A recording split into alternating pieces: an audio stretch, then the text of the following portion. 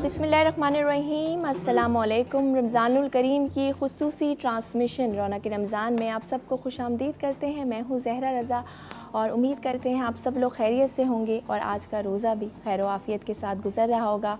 आज अशर रहमत का आखिरी रोज़ा है और बड़ी तेज़ी के साथ हमने देखा कि अशर रहमत जो है वो गुज़र गया और अब हम अशर रहमत से अशर मग़फ़िरत की तरफ जा रहे हैं। दुआ करते हैं कि इस अशरे में, इस अशर रहमत में हमने जो भी दुआएं की, जो भी नेकियां की, जो भी इबादत की, अल्लाह रब्बुल इज़्ज़त उनको अपनी बारगाह में कबूल फ़रमाए, आमीन। आज 10 रमज़ानुल मुबारक है और आज का दिन तमाम आलम इस्लाम के लिए एक बहुत ही बड़ा दिन है। और वो बड़ा दिन क्यों है? क्योंकि आज उस हस्ती के इस दुनिया से पर्दा फरमाने का दिन है जो कि वादी मक्का में हमारे नबी करीम सल्लल्लाहु अलैहि वसल्लम की वाहिद मददगार थी। जब लोगों ने रसूल करीम सल्लल्लाहु अलैहि वसल्लम को झुठलाना शुरू कर दिया तो ये वो वाहिद हस्ती थी जिन्होंने आप पर यकीन किया और आपको कबूल किया। जब हर एक ने आप सल्लल्लाहु अलैहि वसल्लम की हौसला शिकनी शुरू कर दी, जब लोग आपको ताना देते थे, जब मक्के के लोग आपकी हौसला शिकनी करते थे, तो ये वो वाहिद हस्ती थी जिन्होंने नबी करीम सल्लल्लाहु अलैहि वसल्लम का हौसला बढ़ाया। और जब मक्के के लोगों ने और कुफ़ार ने ये चाहा क्यों ना कि अब रसूल करीम सल्लल्लाहु अलैहि वसल्लम को माली तौर पर तंग किया जाए, तो फिर ये वो हस्ती थी जिन्होंने अपनी सारी दौलत, अपनी सारी ज़िंदगी का माल जो था वो रसूल करीम सल्लल्लाहु अलैहि वसल्लम की कदमों में निछावर कर दिया, अपनी तमाम दौलत दीन इस्लाम पर ख़र्च कर दी। जी हाँ, हमारी मुराद उम्मुल मोमिनीन, ज़ौजाए रसूल, मादर बतूल, मलिकाए अरब हज़रत बीबी खदीजतुल कुबरा सलामुल्लाह अलैह से है। आज हम उनकी ज़ाते अक़दस के हवाले से बात करेंगे, उनकी सीरत के हवाले से बात करेंगे और सबसे अहम जो उनकी बेलौस ख़िदमात हैं दीन इस्लाम को परवान चढ़ाने में, जिस तरह उन्होंने रसूल करीम सल्लल्लाहु अलैहि वसल्लम की मदद की, उस पर हम तफसीली गुफ्तगू करेंगे। लेकिन अभी वक्त हुआ है हमारे segment Aftar around the world का। तो आज आपको बताएं कि आज हमारे साथ मौजूद हैं शेफ़ कादिर फ्रॉम अबारी होटल और उनसे बात करेंगे कि वो हमें क्या बनाने वाले हैं, कौन सी मज़ेदार सी रेसिपी बताने वाले हैं। अस्सलाम वालेकुम शेफ़ कादिर। वालेकुम अस्सलाम। कैसे हैं आप? अल्हम्दुलिल्लाह कि ठीक।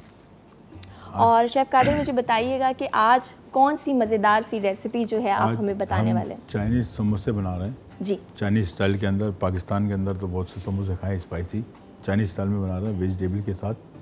उसकी ड्रेसिंग भी अलग है, सोया सॉस और चिली सॉस चाइनीज़ स्टाइल में। सही। तो जनाब आज हम बनाने वाले हैं चाइनीज़ समोसे। हम हमेशा देखते हैं कि जो समोसे होते हैं वो आलू के होते हैं या कीमे के होते हैं और आज बड़े एक डिफरेंट सी रेसिपी शेफ़ लाए हैं, तो इनसे जानते हैं क्या क्या इंग्रेडिएंट्स हैं जो कि वो आज इस्तेमाल करेंगे। जी शेफ़। मेरे पास ये फ्लोर है, वाइट फ्लोर, केबिज है, बटर है, ग्रीन ओनियन है, कैप्सिकम है, कैरेट है, सॉल्ट है और बटर है। आइए हम नाज़रीन देखते हैं, स्टार्ट करते हैं। जी। फ्लोर लिया हमने, ये वाइट फ्लोर शेफ़ कितना लेंगे हम? 200 ग्राम। 200 ग्राम, ठीक है। थोड़ा सा इसमें सॉल्ट मिला लीजिएगा ताकि नमकीनपन आ जाए। और ये बटर है, बटर भी ले सकते हैं, ऑयल भी ले सकते हैं और घी भी ले सकते हैं। अब इसमें हम थोड़ा सा वाटर मिक्स कर लेंगे ताकि सॉफ्ट हो जाए। अभी हम इसको मिक्स करेंगे, अच्छी तरह मिक्स कर लेंगे इसको।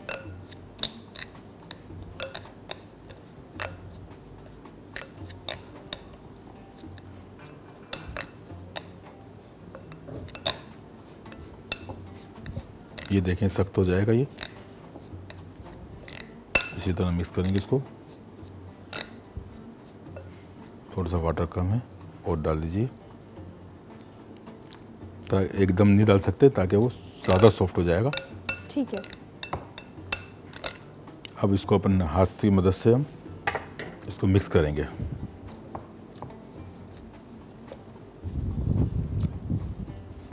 तो आपने अंदाजे के मुताबिक इसमें जो है पानी ऐड करना है, ना ज़्यादा करना है ना कम करना है, बड़े एहतियात से पानी का इसका ये देखिए ये हमारा इस्तेमाल करना है। डो को हम रख देंगे 5 मिनट के लिए, ठीक है, ताकि वार्म हो जाए।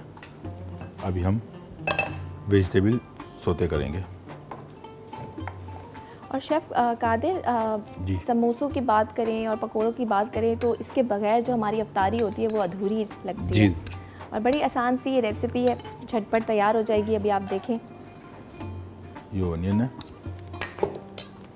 ये कैप्सिकम है। ये हम थोड़ा सा फ्राई इसलिए कर लेते हैं, ये तो कच्चा पान न रहे। अच्छा शेफ़, ऑयल का हमने इस्तेमाल किया है इसमें? जी, ऑयल लाइट इस्तेमाल करते हैं। चाइनीज़ फूड है, उसमें बहुत ही कम इस्तेमाल होता है। चाइनीज़ में एंड कॉन्टिनेंटल में इसमें ऑयल बहुत कम यूज़ होता है। ये कैरेट है। अब हम इसको और थोड़ा सा जाएगा सोल्ट डाल देंगे बस।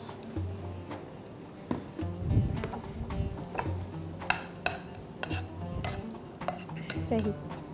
ये हम स्टफिंग के लिए जो है सब्जियां, जो जितनी वेजिटेबल्स हैं उनको हम हल्का सा सौते कर रहे हैं। अच्छा शेफ़, इसमें हमने लिया है कैबेज, अनियन और टमाटो और कैरेट, चाइनीज़ वेजिटेबल। सही। इसमें हल्का सा लाइट सोया सॉस भी डाल सकते हैं। ये और सोया सॉस के बगैर तो चाइनीज़ खाना जो है वो अधूरा है। जी। ये देखिए, अब ये देखिए, ये हमारे डो का प्रोसीजर पूरा हुआ। जब तक ये सोते हो रहा है वेजिटेबल, हम जब तक इसके बॉल बना लेते हैं। ये देखिए, ये बॉल बन रहा है।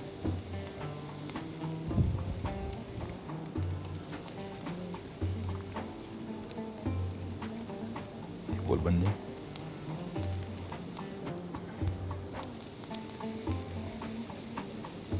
ये बॉल तैयार है।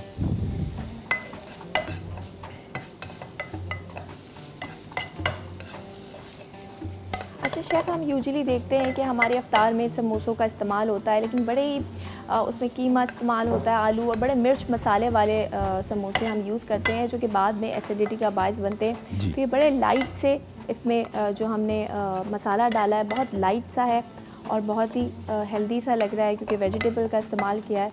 तो ये अफ्तारी के लिहाज से बहुत अच्छा है, सेहत के हिसाब से। ये देखिए, अब हम इसको बेल लेंगे। थोड़ा सा मैदा डालेंगे ताकि बेलने में आसानी हो और चुपके ना।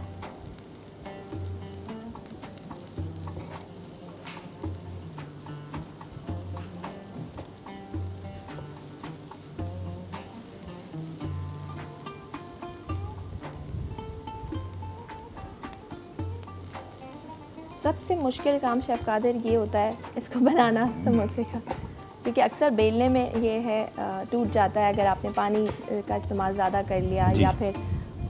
तो शेफ़, इसका सही तरीका क्या है? इसका समय आसान तरीका तो यही है, पानी तो डालना पड़ेगा। पानी के बगैर तो नहीं हो सकता, दो के बगैर नहीं हो सकता। इतना आसान तरीका है ये तो छोटे छोटे बने। हमारे जो पाकिस्तान के अंदर समोसे बनते हैं उसमें टाइमिंग लगता है, वो बड़े भी होते हैं, और ये बाइट साइज हैं, छोटे से छोटे हैं। इसमें ये फ़र्क है। और ये स्पाइसी भी नहीं है, नॉन स्पाइसी है।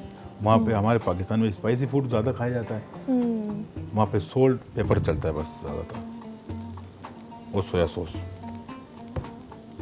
ये हमने अच्छा शेफ़, रियल चाइनीज़ की अगर बात करें तो उसमें तो बहुत ही कम होता है। हमारे यहाँ तो फिर उसको थोड़ा सा चेंज करके मसाले थोड़े से ऐड कर दिए जाते हैं, क्योंकि हम लोग शौकीन है खानों की। बेसिकली चाइनीज़ फूड जो होता है नॉन स्पाइसी होता है। जो रियल रेसिपी का है वो नॉन स्पाइसी फ्यूजन हमारा इस्तेमाल कर लिया गया, पाकिस्तानी स्टाइल थोड़ा सा टच दे दिया गया उसका स्पाइसी चिली सॉस के साथ, और कुछ भी नहीं है। देखा जाए तो रियल रेसिपी में स्पाइसी नहीं है। ये हमारी वेजिटेबल तैयार हो गई है।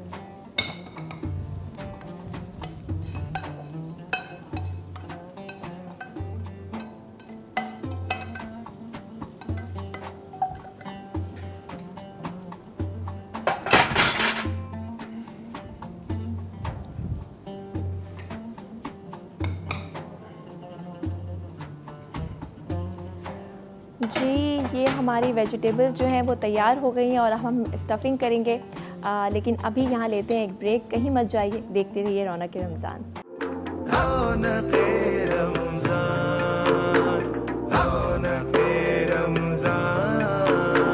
रौनक रमज़ान में एक बार फिर से आपको खुशामदीद करते हैं और किचन काउंटर पे मैं मौजूद हूँ। शेफ़ कादिर हमारे साथ मौजूद हैं फ्रॉम अवारी होटल से और बड़े मज़ेदार से चाइनीज़ समोसे जो हैं वो बना रहे हैं। तो फ़र्स्ट स्टेप तो हमने बना लिया था, अब सेकंड स्टेप शेफ़ स्टफ़िंग किस तरह करेंगे वो मैं चाहूँगी कि आप एक बना के दिखाएँ। ये भी हमने रोटी बेली थी छोटी छोटी, अभी हम इसके साइडों पे हम थोड़ा सा पानी लगा लेंगे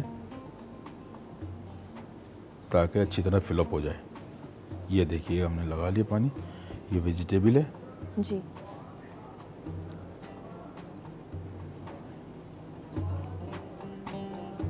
ये हमने इसको इस तरह प्रेस कर देना है, ये देखिए, ताकि ये बंद हो जाए। और फिर थोड़ा सा पानी खाद दे के इसको दोबारा से प्रेस कर दें और डिज़ाइन भी नए बन जाएंगे, नए स्टाइल में समोसे तैयार हो जाएंगे। ये देखिए ये तैयार है। सही, बड़े छोटे से खूबसूरत से और डिज़ाइन अभी बनाया है जिस तरह से शेफ़। ये देखिए इसमें पानी दोबारा लगा रहा हूँ, एक दूसरा।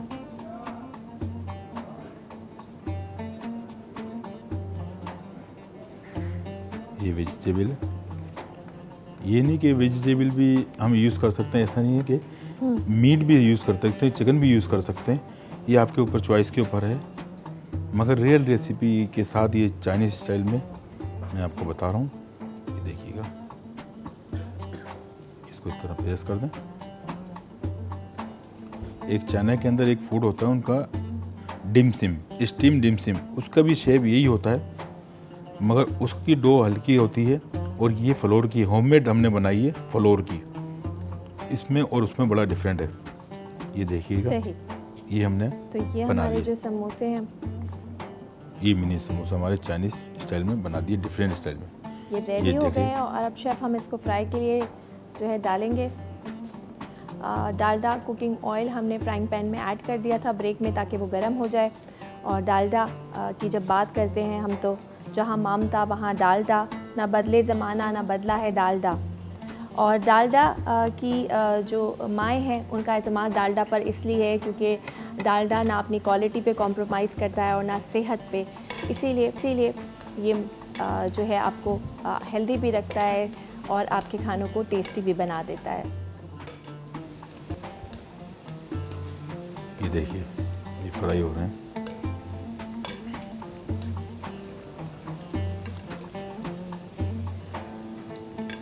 चाइनीज़ समोसे हमारे फ्राई हो रहे हैं।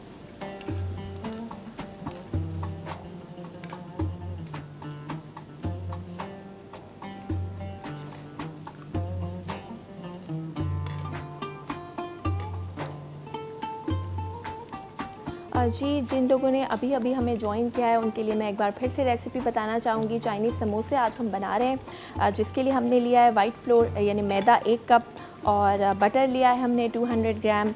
उसके अलावा जो स्टफ़िंग के लिए हमने वेजिटेबल्स ली हैं उसमें कैबेज लिया है 200 ग्राम, अनियन ली है 30 ग्राम, स्प्रिंग अनियन ली है 30 ग्राम, कैप्सिकम लिया है 30 ग्राम, टोमेटो लिया है 20 ग्राम और सॉल्ट हमने इसमें ऐड किया और सोया सॉस।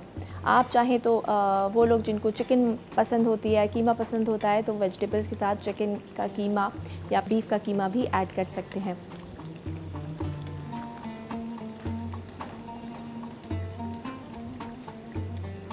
जी, तो समोसे अभी हमारे तैयार हो रहे हैं, फ्राई हो रहे हैं। अभी लेते हैं यहाँ पर एक ब्रेक और इसके बाद शेफ़ से जानेंगे कि नेक्स्ट जो ड्रिंक है वो क्या बनाने वाले हैं। तो कहीं मत जाइए, देखते रहिए रौनक रमज़ान।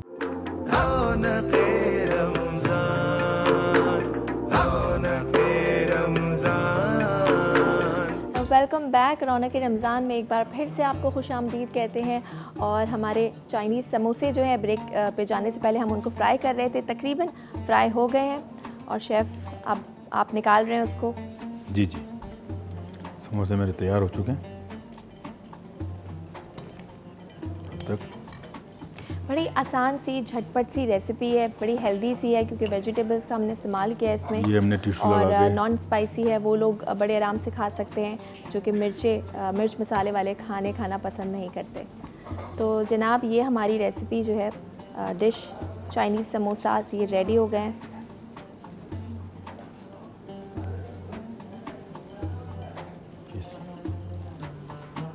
फ्राई करने के बाद थोड़ा सा टिश्यू लगा लें ताकि उसके जो ऑयल है उसमें जब्स हो जाए,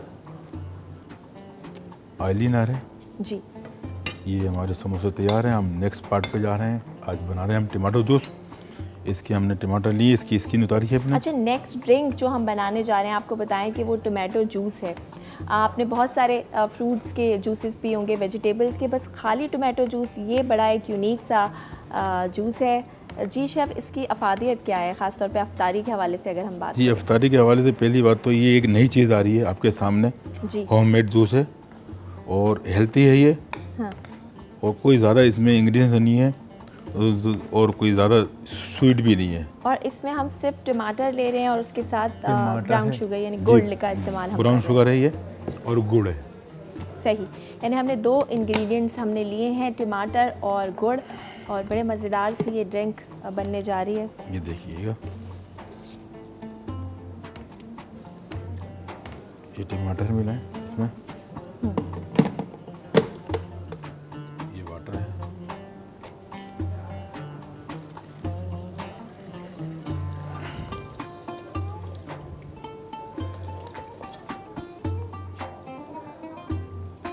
ये गुड़ है ताकि खटास और मिठास बराबर हो जाए, और ये आइस है और थोड़ा सा चीनी का भी टच दे सकते हैं हम। सही, तो हमने लिए टमाटर और उसमें ऐड किया गुड़।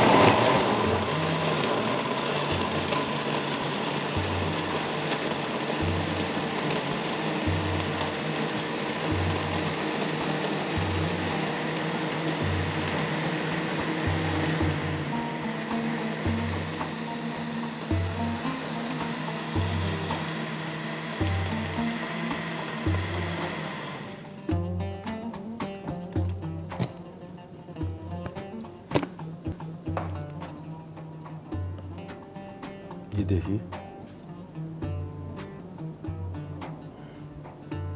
जी, ये हमारा टोमेटो जूस जो है वो तैयार हो चुका है। और टमाटर की अगर बात करें तो इसमें विटामिन सी भी होता है, पोटेशियम भी होता है, और ये आपके ब्लड को प्यूरिफाई करता है, आपकी इम्यूनिटी बढ़ाता है। तो अफ्तार के हिसाब से बड़ी रिफ़्रेशिंग और हेल्दी ड्रिंक है। और हमारे समोसास, चाइनीज़ समोसे भी जो हैं वो तैयार हो चुके हैं, ड्रिंक भी तैयार हो चुकी है। आप ज़रूर ट्राई कीजिएगा, दोनों रेसिपीज़ बहुत ही आसान सी हैं और बड़ी, आपने देखा, झटपट सी रेसिपीज़ थी, बन गई फ़ौरन। बहुत शुक्रिया शेफ़ कादिर आपका, आप तशरीफ़ लाए और बड़े मज़ेदार सी रेसिपीज़ आज आपने हमारे साथ शेयर की। वक्त हुआ एक ब्रेक का, कहीं मत जाइए, देखते रहिए रौनक रमज़ान।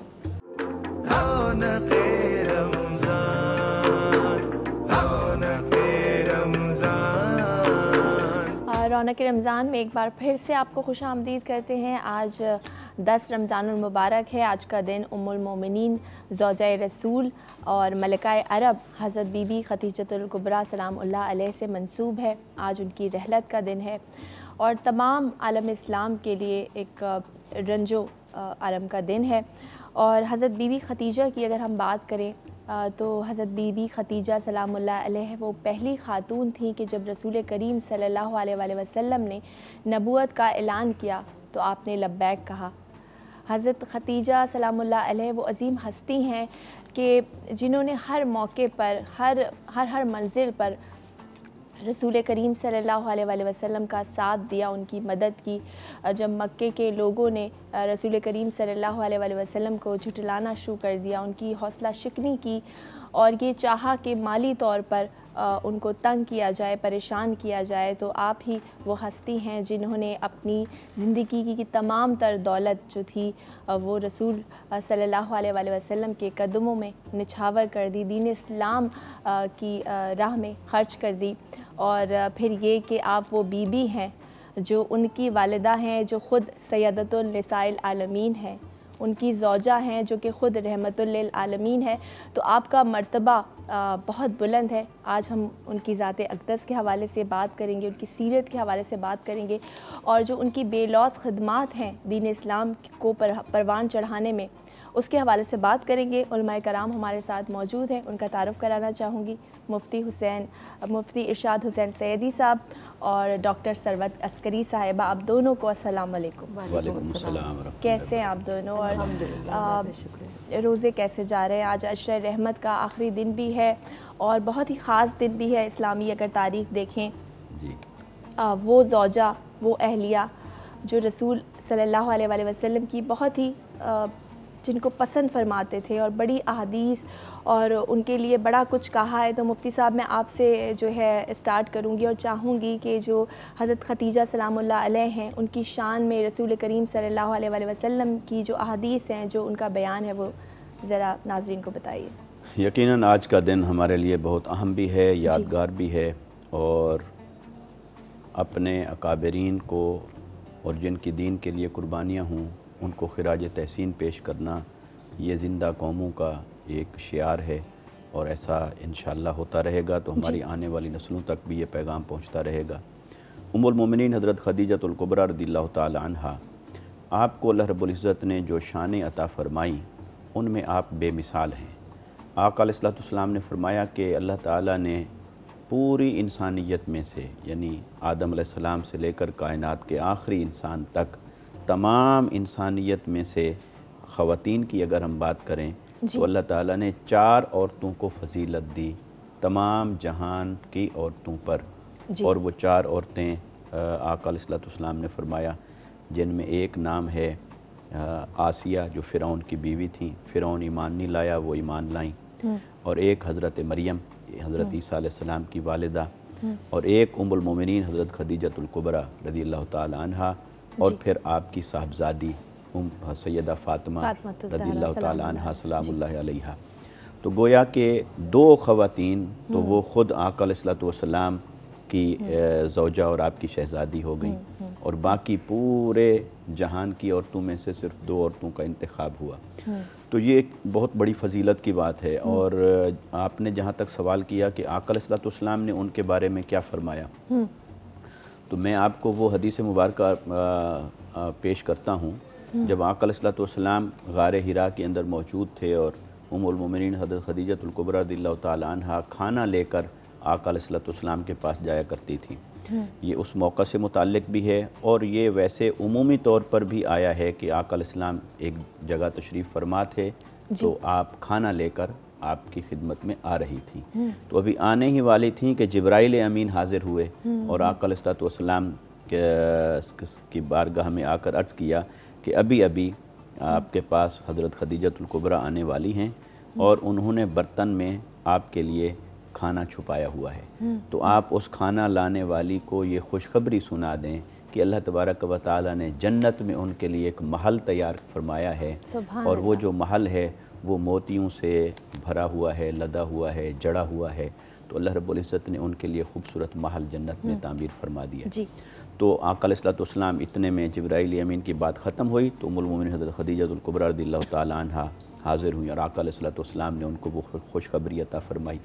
तो ये कितनी बड़ी बात है कि अल्लाह रब्बुल इज़्ज़त की तरफ से उनको ये पैगाम आया। और इस हदीस मुबारक में ये लफ्ज़ है कि जिब्राइल अमीन ने अर्ज़ की कि या रसूलुल्लाह सल्लल्लाहु अलैहि वसल्लम, आप उन्हें मेरी तरफ से भी सलाम कहिए और ख़ुद अल्लाह रब्बुल इज़्ज़त का सलाम उन तक पहुँचा दीजिए। तो ये शान। और इसी तरह एक और हदीस मुबारक पेश करता हूँ कि जब आका अलैहिस्सलाम ने हिजरत फरमा ली और आपका विसाल मुबारक हो गया मक्का में ही, तो हज़रत आयशा सिद्दीक़ा रज़ियल्लाहु ताला अन्हा वो फरमाती हैं कि आका अलैहिस्सलाम जिस कदर मोहब्बत हज़रत खदीजतुल कुबरा से फ़रमाया करते थे और उनका अक्सर तज़किरा फ़रमाया करते थे और उनके एहसानात का ज़िक्र फ़रमाया करते थे, तो फ़रमाया कि मुझे किसी ज़ौजा पर वो रश्क और रकाबत महसूस नहीं होती थी जितनी कि हज़रत खदीजतुल कुबरा रज़ियल्लाहु ताला अन्हा पर महसूस होती थी।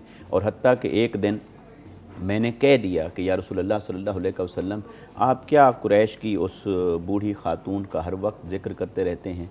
तो आका अलैहिस्सलाम का चेहरा अनवर सुर्ख हो गया जलाल मुबारक से और आपने फ़रमाया कि आयशा, मैं उनसे क्यों ना मोहब्बत करूं। उन्होंने उस वक्त मेरी मदद की जब तमाम कुरैश ने मुझे छोड़ दिया। उन्होंने उस वक्त मेरी तस्दीक की जब मेरे अपनों ने मेरी तस्दीक नहीं की। उन्होंने उस वक्त मेरा साथ दिया जब हर कोई मेरे मुखालिफ हो गया था। उन्होंने उस वक्त अपना माल मेरे कदमों पर रख कर निछावर कर दिया दीन इस्लाम पर, जब कोई भी हमारे साथ ताल्लुक़ रखने को तैयार न था। तो गोया बहुत सारी अहादीस मुबारका मिलती हैं कि आका अलैहिस्सलातु वस्सलाम ने आपकी शान और फजीलत को बड़े मुनफरद और बेमिसाल अंदाज में बयान फरमाया। बेशक बेशक, बहुत खूबसूरत हदीस आपने पेश की। और बीबी खदीजतुल कुबरा सलामुल्लाह अलैहा का जिक्र जारी है, लेकिन फ़िलहाल वक्त हुआ एक ब्रेक का। कहीं मत जाइए, देखते रहिए रौनक रमज़ान।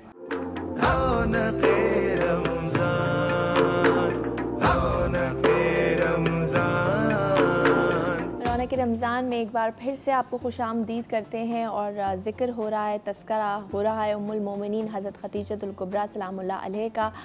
मुफ्ती इरशाद हुसैन सैयदी साहब और डॉक्टर सरवत अस्करी साहिबा हमारे साथ मौजूद हैं। डॉक्टर सरवत अस्करी साहिबा, आपसे पूछना चाहूँगी कि हज़रत खदीजा सलामुल्लाह अलैहा की जो ज़िंदगी है, जिस तरह हम देखते हैं कि वो हर मुश्किल में, हर मौके पर रसूल करीम के साथ साथ हैं, और जिस तरह से दीन को फैलाने में, दीन इस्लाम को फैलाने में, उसको परमान चढ़ाने में जिस तरह की बेलौस खदमात हैं हज़रत खदीजा की, मैं चाहूँगी आप उस पर रोशनी डालें। बिस्मिल्लाहिर्रहमानिर्रहीम। अस्सलाम वालेकुम। आज 10 रमज़ान क्योंकि उम्मुल मोमिनीन मलिकतुल अरब खदीजतुल कुबरा सलामुल्लाह अलैहा से मंसूब है।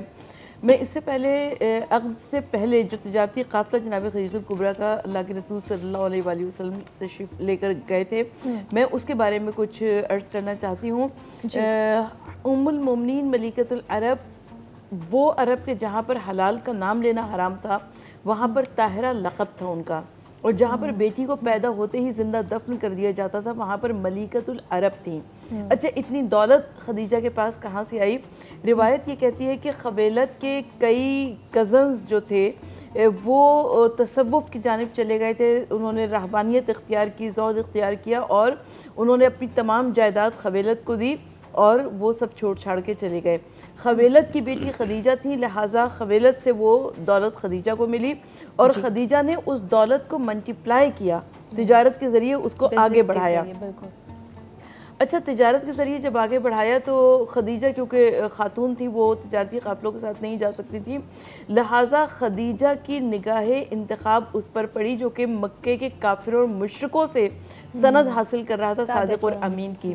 और मलिकतुल अरब खदीजतुल कुबरा ने हज़रत अबू तालिब से फरमाया, कहा कि आप अपने भतीजे मोहम्मद मुस्तफ़ा सल्लल्लाहु अलैहि वसल्लम से फरमाइए कि मेरे तिजारत का काफ़िला वो लेकर जाएँ, और जितना मैं दूसरे किसी को मुआवजा देती हूँ उसका 2 गुना ज़्यादा मुआवजा दूंगी। और जब साथ में अपने ग़ुलाम मैसरा को हमरा कर दिया, कहा कि देखो जो कुछ रास्ते में देखते जाना सब बताते जाना, मुझे आकर बताना।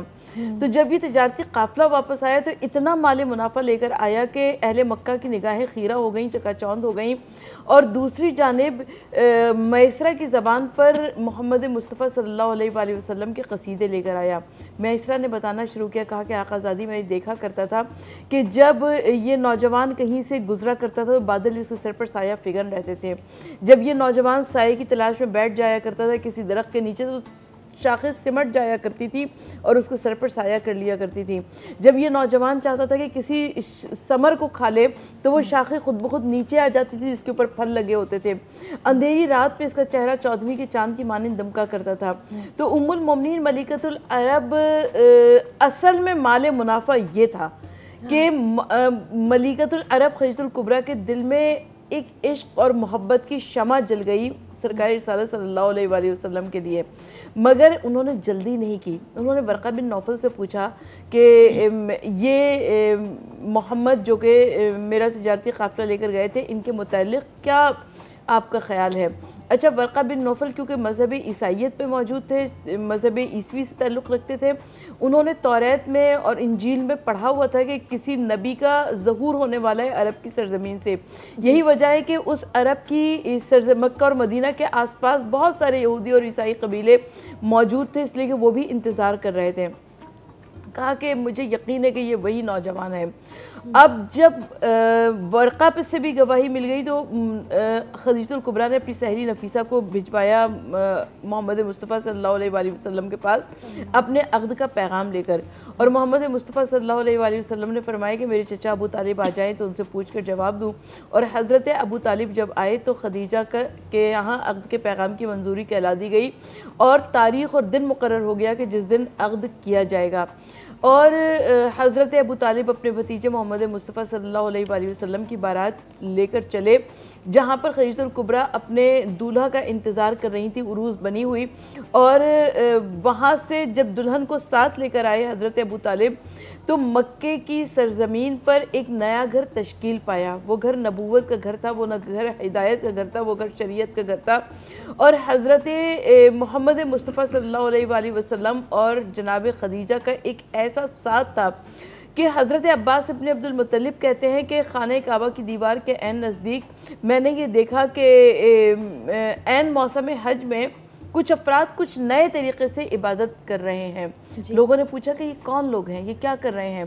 तो हज़रत अब्बास इब्न अब्दुल मुत्तलिब ने फरमाया कि ये मेरे भाई अब्दुल्लाह का बेटा मोहम्मद है, इसने दावा नबूवत किया है, ये अपने तरीक़े से इबादत इलाही कर रहा है। और ये इसके साथ जो स्याह चादर में मलबूस है वो इसकी ज़ौजा और ख़बीलत की बेटी खदीजा है। और इसके साथ जो तीसरा फ़र्द है जो बच्चा नज़र आ रहा है वो मेरे दूसरे भाई अबू तालिब का बेटा है। यानी इस्लाम की जो पहली ट्रायंगल नज़र आ रही है इबादत की वो हज़रत मोहम्मद मुस्तफ़ा सल्लल्लाहु अलैहि वसल्लम और मलिकतुल अरब खदीजतुल कुबरा और हज़रत अली इब्न अबी तालिब अलैहिस्सलातु वस्सलाम है।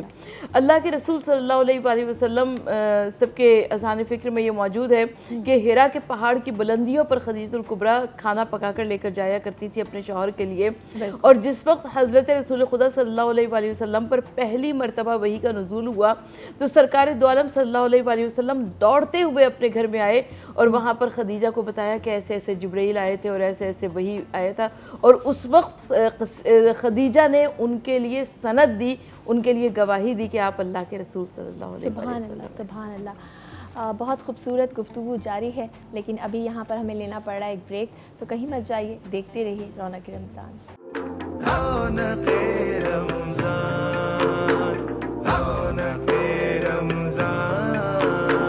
रौनक रमज़ान में फिर से आप लोगों को खुशामदीद कहते हैं। और अब आज हम बात कर रहे हैं हज़रत खदीजा तुल कुबरा सलामुल्लाह अलैह की। और ब्रेक पे जाने से पहले सरवत अस्करी साहिबा ने ज़िक्र किया रसूल करीम सल्लल्लाहु अलैहि वसल्लम पर जो पहली वही आई थी गारे हिरा में, और उस वक्त बड़े घबराए हुए थे और परेशान थे। उस वक्त भी अगर बात की जाए बीबी खदीजा सलामुल्लाह अलैह की तो उन्होंने उनको जो है समझाया भी, तसल्ली भी दी। मैं चाहूँगी मुफ्ती साहब वो वाक़या जो थोड़ा सा रह गया था आप वहीं से कंटिन्यू करें। जी, पहली वही जब नाजिल हुई तो उसके बारे में जो कुछ हमें बुखारी में, मुस्लिम में, दीगर सियाह की कुतुब में मिलता है जी, वो चूँकि मुख्तसर है। उस वक्त साफ ज़रे ज़्यादा सहाबा किराम नहीं थे कि वो रिवायात आगे चलती। बिल्कुल बिल्कुल। तो जब वही नाजिल हुई तो आका अलैहिस्सलाम गारे हिरा में तशरीफ़ फरमा थे और बतकाज़ा बशरियत आपके ऊपर उस नूर वही के उतरने से एक कैफियत तारी हुई। अब उस कैफियत को मैं घबराहट नहीं कहता, परेशानी नहीं कहता, लेकिन बतकाज़ा बशरियत एक कैफियत तारी हुई आका अलैहिस्सलाम पर और आप तशरीफ़ लाए घर। चूँकि सबसे पहला सवाल आपके जहन में यही हो सकता है कि मेरी जो ज़ौजा हैं, जो रफ़ीक़ा हयात हैं, इसमें उनका रद्द अमल क्या होगा और क्या वो मेरे साथ अगले लम्हे शाना बशाना खड़ी होंगी कि नहीं। तो आका अलैहिस्सलाम तशरीफ़ लाए तो आपने उनको फरमाया ज़म्मेलूनी, मुझे चादर उड़ा दो, मेरे ऊपर कैफियत है। तो उन्होंने फिर हाल पूछा तो आका अलैहिस्सलाम ने बताया कि ऐसे मेरे पास एक आने वाला आया और ये वाक़या हुआ। तो वो उन्होंने आका अलैहिस्सलाम की तस्दीक भी की और आपको अपने चचाजाद भाई वर्का बिन नौफल के पास लेके गई, चूँकि वो अहले किताब में से थे और इल्म रखते थे किताब का। उन्होंने भी तस्दीक की और उन्होंने कहा कि ये वही फ़रिश्ता है जो हज़रत मूसा अलैहिस्सलाम, हज़रत ईसा अलैहिस्सलाम पर नाजिल हुआ करता था। यहाँ से मैं एक नुक्ता ख़ास करता हूँ कि देखिए वही नाजिल तो हुई एक मर्द पर, मगर वही की सबसे पहली इत्तला एक औरत को पहुँच रही थी। तो जो लोग यहाँ मर्द और औरत के बारे में बहुत सारी चीज़ों की गलत फहमियाँ पैदा करते हैं, तो इस्लाम का एजाज़ देखिए, उसकी शान देखिए कि बेशक नबुव्वत तो अल्लाह ने मर्द को अता फरमाई, मगर उसकी सबसे पहली इन्फॉर्मेशन, सबसे पहली इत्तला और ईमान लाने का सबसे पहला एहसास वो तो एक खातून को, एक औरत को नसीब हो रहा था। तो सैयदा खदीजतुल कुबरा ने दिलासा दिया, और वो जो आपने अल्फाज कहे उस वक्त, वो आका अलैहिस्सलाम की सीरत की पूरी पिक्चराइजेशन है। उन्होंने अर्ज़ की कि या रसूलुल्लाह सल्लल्लाहु अलैहि वसल्लम, आप सिला रहमी फरमाने वाले, गरीबों की मदद करने वाले, हर एक के साथ नरमी से पेश आने वाले, दरगुजर फरमाने वाले, ये ऐसा कैसे हो सकता है कि आपका रब आपको किसी मुश्किल में डाले। तो गोया उन्होंने दिलासा दिया आका अलैहिस्सलाम को। और ये वही इलाही जब आका अलैहिस्सलाम पर पहली वही नाजिल हुई, तो यहाँ बहुत सारी गलत फहमियाँ ये भी लिखी गई और लिखी जाती हैं कि माज़अल्लाह आपको पता भी ना चल सका कि मैं नबी, मेरे ऊपर ये वही नाजिल हुई। आका अलैहिस्सलाम को मारिफत थी, मगर ये कैफियत बशरी एतबार से जो ज़ाहिर हो रही थी, ये उन कैफियत का जिक्र है। बेशक बेशक, बिल्कुल आपने सही कहा। अच्छा सरवत अस्करी साहिबा, जो हज़रत बीबी ख़दीजा की बात कर रहे हैं और जो उनके रसूल करीम से जो उनका रिश्ता है, जो निकाह है, मैं चाहूँगी उस पर भी बात करें। जो शादी थी, ये अक़्द किसने पढ़ाया था और कितने सादे तरीके से ये शादी हुई, क्योंकि कायनात का सबसे अजीम तरीन जोड़ा है रसूल सल्लल्लाहु अलैहि वसल्लम बीबी ख़दीजा का। हज़रत अबू तालिब जो अपने भतीजे मोहम्मद मुस्तफ़ा सल्लल्लाहु अलैहि वसल्लम की बारात लेकर पहुँचे, तो ज़ाहिर है फ़र्श पर भी खुशियाँ थी, फ़र्श पर भी खुशियाँ थी। और जब हज़रत अबू तालिब की हैसियत कोई मामूली ना जाने, इसलिए कि हज़रत अबू तालिब मुतवल्ली काबा थे, हज़रत अबू तालिब सरदार कुरैश थे, हज़रत अबू तालिब मुहाफ़िज़ ज़मज़म थे। तो हज़रत अबू तालिब जब वहाँ पर अपने भतीजे मोहम्मद मुस्तफ़ा सल्लल्लाहु अलैहि वसल्लम की बारात लेकर पहुँचे, तो वहाँ पर भी मुअज़्ज़िज़ीन अरब, सरदारान अरब मौजूद थे हज़रत ख़दीजा की जानिब से। वहाँ पर ये सवाल उठा कि निकाह का खुतबा कौन पढ़ेगा। हज़रत अबू तालिब ने निकाह का खुतबा पढ़ा और बिस्मिल्लाहिर्रहमानिर्रहीम के साथ अल्हम्दुलिल्लाहिल्लज़ी जअलना मिन नस्ल इब्राहीम मिन ज़ुर्रियत इस्माइल, यानी अल्लाह का भी ज़िक्र किया, तौहीद परवरदिगार का भी ज़िक्र किया, अल्लाह के अम्बिया का भी तज़किरा किया, रसूल की रिसालत का भी तज़किरा किया और ज़ुर्रियत अम्बिया में से अपना होना भी शुमार किया। तो यकीनन ये हज़रत अबू तालिब की शख्सियत अजीम शख्सियत का कारनामा है। और जब मोहम्मद मुस्तफ़ा सल्लल्लाहु अलैहि वसल्लम के घर में ब्याह कर जनाब ख़दीजतुल कुबरा तशरीफ़ लाई, तो शब वस्ल शब उरूसी जनाब ख़दीजतुल कुबरा ने अपनी पूरी दौलत अपने महबूब शौहर को हिबा कर दी थी। यानी कोई कमज़ोर से कमज़ोर मौरिख़ तारीख़ इस्लाम का ये नहीं कह सकता कि मोहम्मद मुस्तफ़ा सल्लल्लाहु अलैहि वसल्लम ने कहीं दौलत मांगी थी, खुदा न खास्ता। नहीं, दौलत नहीं मांगी थी, बल्कि ख़दीजा ने अपनी दौलत हिबा की थी, इसलिए ताकि जबीन मुस्तफ़ा सल्लल्लाहु अलैहि वसल्लम पर कोई शिकन आने ना पाए। और उसके बाद जब मोहम्मद मुस्तफ़ा सल्लल्लाहु अलैहि वसल्लम ने ख़दीजा की दौलत को बेदरेग इस्तेमाल किया गया, ग़ुलाम ख़रीदे जाते थे, आज़ाद किए जाते थे, इशाअत इस्लाम, बक़ाए इस्लाम, तहफ़्फ़ुज़ इस्लाम के लिए ख़दीजा की दौलत इस्तेमाल हुई। अच्छा, ख़दीजतुल कुबरा की जो अजीम शख्सियत थी, क्योंकि जिस वक्त अवाइल इस्लाम का ज़माना था, तो मोहम्मद मुस्तफ़ा सल्लल्लाहु अलैहि वसल्लम जब मक्के की गलियों में निकलते थे तो इतने पत्थर बरसाए जाते थे कि नालैन मुबारक खून से लबरेज हो जाते थे। सरकार के रास्ते में कांटे बिछाए जाते थे, आका सल्लल्लाहु अलैहि वसल्लम के रास्ते में कूड़ा फेंका जाता था। लेकिन उस वक्त तसल्ली देने वाली, दिलासा देने वाली एक शख्सियत मौजूद थी, वो थी उम्मुल मोमिनीन ख़दीजतुल कुबरा। और ख़दीजतुल कुबरा की जो अजीम शख्सियत है अल्लाह के रसूल सल्लल्लाहु अलैहि वसल्लम के साथ, रिवायत ये कहती है कि एक मरतबा अल्लाह के रसूल सल्लल्लाहु अलैहि वसल्लम घर में तशरीफ़ लाए, तो आपने फटा पुराना एक बोरिया ज़ेबतन कर रखा था। जनाब ख़दीजतुल कुबरा ने पूछा कि या रसूलल्लाह सल्लल्लाहु अलैहि वसल्लम, ये बोरिया आपने क्यों पहना है? तो आका सल्लल्लाहु अलैहि वसल्लम ने फरमाया कि मुझसे एक फ़कीर ने रास्ते में सवाल किया, मैंने अपना लिबास उसको दे दिया और ये फटा पुराना बोरिया पहन लिया। तो उम्मुल मोमिनीन मलिकतुल अरब ख़दीजतुल कुबरा ने फरमाया, कहा कि आप अपना वो लिबास ये दे देते, फटा पुराना बोरिया अपना लिबास क्यों दिया? तो हुज़ूर नबी करीम सल्लल्लाहु अलैहि वसल्लम ने फरमाया कि खुदा का वादा है कि आप जो चीज़ राह खुदा में दो, उसे कई गुना ज़्यादा करके दिया जाता है। तो यहाँ ताइफ की गलियों में कौन था मुझे देखने वाला, लेकिन जब मैं सैयदुल रहमतुल आलमीन सैयदुल अंबिया की हैसियत से महशर के मैदान में आऊँगा, तो फिर मैं वहाँ पर वो लिबास कई गुना ज़्यादा खूबसूरत करके पहनूँगा। बेशक बेशक। अच्छा मुफ्ती साहब, जैसा कि हम देखते हैं कि रसूल करीम सल्लल्लाहु अलैहि वसल्लम की जो तालीमात हैं, जो सुन्नत नबवी सल्लल्लाहु अलैहि वसल्लम है, वैसे तो हम सब कहते हैं हर बात करते हैं, लेकिन अमली तौर पर अगर हम देखें, जैसे हज़रत खतीजा की ज़िंदगी पर गौर करें और जिस तरह से उनकी शादी हुई, उनका निकाह हुआ। हज़रत खतीजा सलामुल्लाह अलैह बड़ी हैं उम्र में रसूल करीम सल्लल्लाहु अलैहि वसल्लम से और ख़ुद पैगाम भेज रही हैं। अब अगर हम अपनी सोसाइटी की बात करें तो यहाँ पर लड़की अगर 1-2 साल भी बड़ी होती है लड़के से तो बड़ा ही मायूब समझा जाता है, अजीब समझा जाता है और पैगाम भी लड़की की तरफ से नहीं जाता। तीसरी बात ये कि उस दौर में जब लड़कियों को पैदा होते ही दफन कर दिया जाता था, उस दौर में बीबी खतीजा मलिकाए अरब थी, किस तरह से वो अपना बिज़नेस कर रही थी, तिजारत कर रही थी। और आज के दौर में भी अभी भी बहुत सारे लोग हैं मुफ्ती साहब ऐसे कभी किसी का रिश्ता लेकर जाते हैं तो वो ये मेंशन करते हैं कि हमें जो काम करने वाली लड़की नहीं चाहिए, वर्किंग लेडी नहीं चाहिए। तो फिर अगेन बात वही आ जाती है ना कि सुन्नत नबवी की हम बात करते हैं, लेकिन उनकी तालीमात, उनके अहकाम जो हैं, जो वो ख़ुद कर दिखा रहे हैं, उस पर अमल क्यों नहीं करते? देखिए, आका अलैहिस्सलाम की तशरीफ़ आवरी और अल्लाह रब्बुल इज़्ज़त की तरफ से दीन इस्लाम की तालीमात का नुज़ूल, ये सिर्फ़ अरबों की नहीं बल्कि इंसानियत की और रहती दुनिया तक आने वाले तमाम ज़मानों की बातिल रस्मों को तोड़ने के लिए थी और हक़ को निखारने के लिए और बातिल को हमेशा के लिए ख़त्म करने के लिए थी। तो आका अलैहिस्सलाम ने जो सबसे पहला निकाह मुबारक फ़रमाया तो हज़रत खदीजतुल कुबरा रज़ियल्लाहु ताला अन्हा कि इससे पहले भी 2 अक़्द हो चुके थे, ये अहले सुन्नत की कुतुब के अंदर बाकायदा बात मिलती है। और फिर आपने उनसे निकाह फरमाया, उनकी उम्र मुबारक 40 साल है, आका अलैहिस्सलाम की उम्र मुबारक 25 साल है और आपने उनसे निकाह फरमाया। और फिर जिस तरीके से उसकी सारी मुआशरे की रस्मों को तोड़कर आका अलैहिस्सलाम ने एक नमूना सामने रखा, बेशक वो आज हमारे लिए और रहती दुनिया तक तमाम मर्दों और तमाम औरतों के लिए एक मिसाल है, बिल्कुल मिसाल है। मज़ीद बात करेंगे लेकिन यहाँ पर वक्त हुआ एक ब्रेक का, कहीं मत जाइए, हमारे साथ रहिएगा, देखते रहिए रौनक रमज़ान।